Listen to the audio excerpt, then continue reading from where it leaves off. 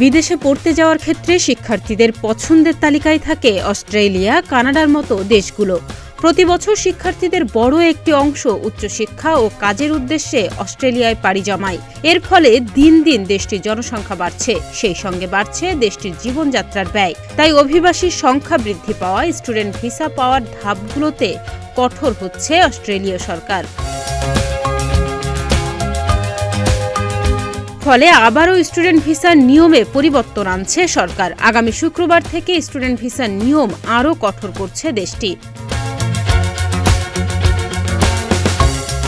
বিদেশি শিক্ষার্থীদের আগমন নিয়ন্ত্রণে এবার ভিসার আবেদন করতে ইচ্ছুক শিক্ষার্থীদের প্রদর্শনের জন্য সঞ্চিত অর্থের পরিমাণ বৃদ্ধি করেছে অস্ট্রেলিয়ার সরকার। শুক্রবার দেশটির স্বরাষ্ট্র মন্ত্রণালয় থেকে দেয়া এক বিজ্ঞপ্তিতে জানানো হয়েছে এ তথ্য।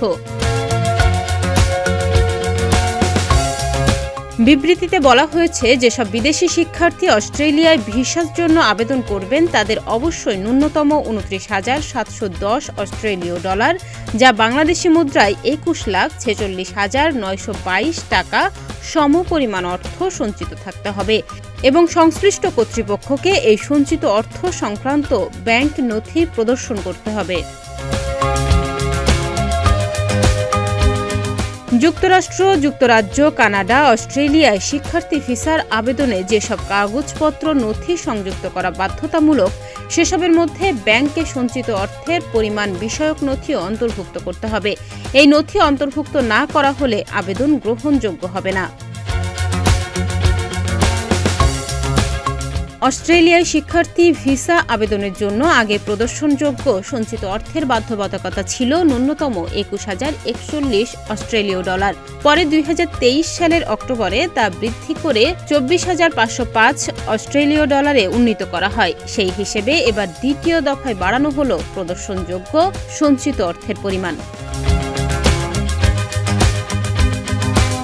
কানাডার মতো অস্ট্রেলিয়ারও বিদেশি মুদ্রা উপার্জনের একটি বড় খাত আন্তর্জাতিক শিক্ষার্থী। ২০২২-২৩ অর্থবছরে এই খাত থেকে ৩৬,৪০০ কোটি অস্ট্রেলীয় ডলার আয় করেছে দেশটি। করোনা মহামারীর পর থেকে অস্ট্রেলিয়ায় আন্তর্জাতিক শিক্ষার্থীদের আগমনের হার বেড়েছে। তবে এই শিক্ষার্থীদের অধিকাংশই পড়াশোনা শেষে সেখানে স্থায়ী হওয়ার পরিকল্পনা নিয়ে পাড়ি জমিয়েছেন। মহামারীর আগে যেসব শিক্ষার্থী অস্ট্রেলিয়ায় গিয়েছেন তাদের একটি বড় অংশ আর নিজ দেশে ফিরে আসেননি।